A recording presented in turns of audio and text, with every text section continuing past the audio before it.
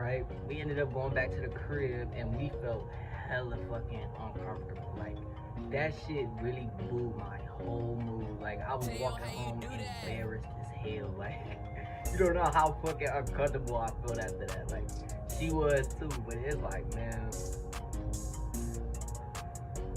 I really thought that bitch was empty. Like, the whole time I was going in, bro, it wasn't nobody. I didn't hear no chatter, nothing, bro. It's a park near that bitch. It was nobody talking. Somebody had to been listening in or some shit. You feel me?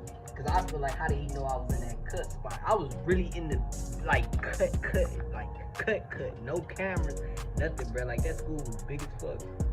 And after we ended up doing that shit and we walked home, I ain't gonna say, like a week or two later, my shit started burning, bro. I ain't gonna hold you. So my first thought is like, this bitch, man, this hoe gave me something, right?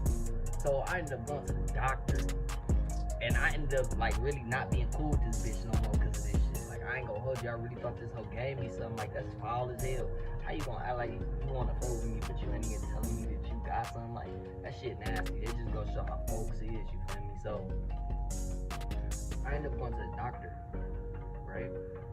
And this is when my shit was burning. And I ended up going to the doctor, and luckily, by the luck of God, that shit was not an STD, bruh.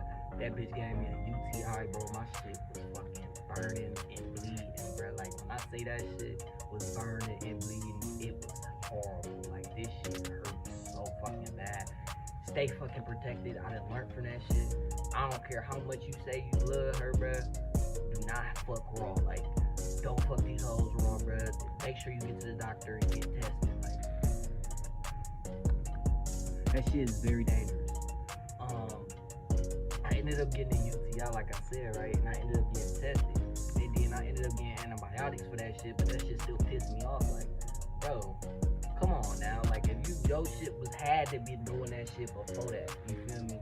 For you to be trying to give that shit to me, you feel me? So, ended up basically, I ended up getting antibiotics for that shit, then I blocked that hoe. Yeah, I blocked that hoe, you feel me? Like, I blocked that whole Yanni, bro. That shit was dead as hell. Like, that's foul as hell, you feel me? But moral of the story, all jokes aside, get tested. Don't fuck with these hoes raw. And you gotta learn that folks be lying, and this love shit fake. A lot of people, bruh, say they love you and say they care about you and say they like you, but that shit be temporary, you feel me? Like, even with her, to be honest, for her to do that shit to me, she ain't really love a nigga, you feel me? If she really loved the nigga, you would have been honest. Real people don't just do that shit and then be not knowing that shit. Like, you knew you had to have that shit, you know?